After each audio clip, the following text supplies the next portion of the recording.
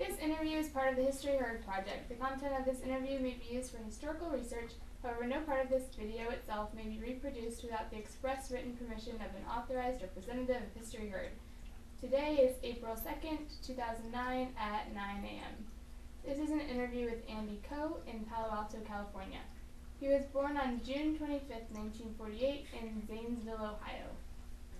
So, you were part of the famous Harvard-Yale 29-29 football game. What was your experience as part of that game? Well, I was a starter for the Yale football team on defense. I was a linebacker, so I played the whole game on defense. It was my junior year at Yale, and I had been fortunate to start every game up until that time, both my sophomore and junior year. The game itself was pretty unique, which I guess is why you're interviewing me and maybe others who played in that game. Both Yale and Harvard were undefeated coming into the game. Yale and Harvard have they're not today known as football powers, but in many ways football originated with Yale and Harvard. Walter Camp of Yale founded football, or the first organized intercollegiate football team was the Yale football team, I believe, back in the late 1870s. So Yale and Harvard have been playing football for years. It's like for us out here in the West Coast, Cal and Stanford, or Florida State. I mean, it's an intense historical rivalry, and even though the quality of the play isn't at the level was back then that it is now, no, let me say that over again. Even though the quality of play today, you wouldn't think of Yale and Harvard as playing top quality football. Back for most of the 1900s in the 20th century, Yale and Harvard were known for really top-notch football. And so this particular game was very unusual. Both teams were undefeated. They had this rich tradition of playing football. Plus you just have Yale and Harvard, two well-known schools who are on the athletic field arch rivals, who have long traditions of alumni and people who care passionately about the schools. So it's kind of a combination of factors that brought all the attention to this particular game. In addition, we were very fortunate. We had a couple of real star players, two guys, one guy named Brian Dowling and another player named Calvin Hill, who got an awful lot of recognition for their exemplary play. And so a combination of things came together to make this one of the most anticipated games, certainly in Ivy League football history and probably in New England football history. And then the way the game turned out made it one of the most memorable games in the history of college football. Sad to say, but did the game feel different from other games? Or well, did it? Well, it felt different in two ways. One was the anticipation leading up to it, namely that both teams were undefeated, and both teams had exceptional teams. So there was just a lot of expectation leading up to the game itself. And then, of course, the way the game ended made it live in history, which is why you're talking with me about it. Yale was ahead 29-13 with 42 seconds to go in the game, and we had outplayed Harvard all the way. I mean, we had many more yardage. We were holding them on defense, and we seemingly had the game in control.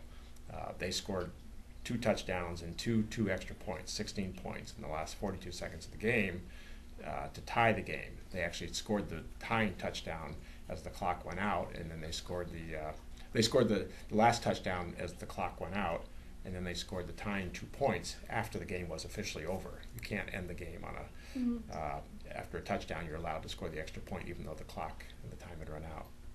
So they actually scored the last two the tying points to make it 29-29 after the clock and after time had expired. And so it was a monumental collapse on our part on defense, but a very inspirational comeback for the Harvard team. And it's interpreted, and 2 days after the game itself, the Harvard Crimson, the student newspaper for Harvard University, came out with a big headline that said Harvard beats Yale 29-29. And people, to this day, what does that mean? That's a tie. Well, in fact, the way the game unraveled for us and unfolded for them, they felt that they had won the game.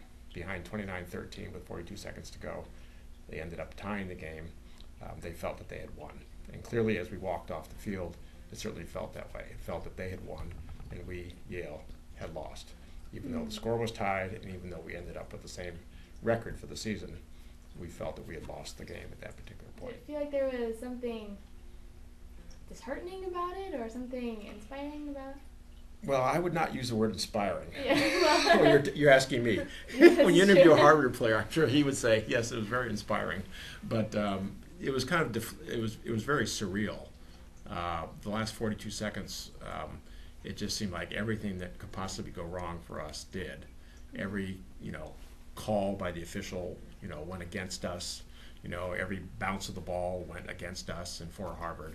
And just everything that could have gone wrong for us and everything that could have gone right for Harvard, in fact, did go right for them and did go wrong for us. Mm-hmm. So you walked off the field at the end of the game, it was just like, did that really happen kind of thing, And it was very, very surreal. And of course, right after the game, the Harvard fans just poured out onto the field.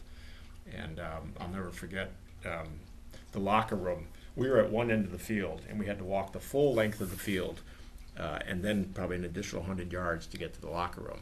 And it was just mobbed with Harvard fans and people, supporting the Harvard team. And we were these 50, 60 Yale players just walking, just completely defeated.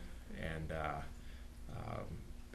again, it was a feeling of surreal that this, how could this have happened? Did this really happened? And what really did happen, But if it didn't happen the way it did, we wouldn't be sitting here 40 plus years later talking about some silly football game. It's a football game. Yeah. But it has lived on in history in its own special way, and so in some ways for all of us, it's even the Yale people. I think I've always felt it was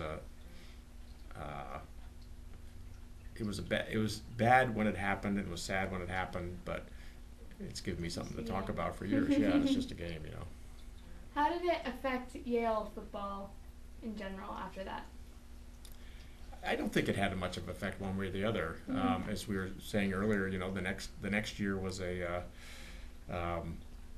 Yale continued to have good football teams. The next year we were supposed to not be very good. We lost Brian Dowling and Calvin Hill. They both went to play in the pros. We lost a whole bunch of other seniors on the team, and everybody thought we were going to be terrible. And we, in fact, had a very good season.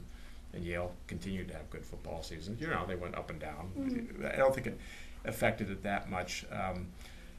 I think certainly the hold that football had on the campus was real different. I mean, there was something really special about that year. It was 1968. There was an awful lot going on politically and socially around the country between the Vietnam War and the Civil Rights Movement and assassinations. We had Johnson had resigned the presidency, King had been assassinated, Bobby Kennedy was assassinated. We had the Democratic National Convention. This was all in the first 9 months of 1968. And then again, in the Tet Offensive was in 1968. And against that backdrop, we had this football game in November of that year. And we had this football season that was, in many ways, pretty magical. And so what you had on the Yale campus was, and probably at Harvard too, you had intense interest in what was going on politically and socially in the country at the time, and demonstrations on campus and all this kind of thing. But every Saturday, no matter what your political perspective, people would put their perspectives aside and come out to the Yale Bowl, or in the case of Harvard, I'm sure, Harvard Stadium, and watch these football teams play football. And for us, watch these stars that we had do their magic on the football field. And so it really was, in a way, it was a real had a unifying effect on the campus, that this football team could bring people together on Saturday, and people could just get into the beauty and the joy of rooting for this football team and forget all the other stuff that was going on that was so critically important to the world and to our country. But for us, a couple hours on a Saturday afternoon, we would forget all about that, and we would play football, and the community would come together around the team. And did it affect the Harvard-Yale rivalry? Make it more? Well, it's hard. It was hard to make it more intense because it really is. I mean, it's pretty intense, but it obviously brought a special historical marker to it. I always kid my Stanford and California, University of California friends out here. They have a rivalry game every year. It's always the last game of the season. They call it the big game, and the Yale Harvard game is known as the game. There's no need to put big in front of it, or to give it more of more flavor to it. And so people are we play the big game. Well, I said, well, Yale and Harvard they just call it the game. Kind of enough said,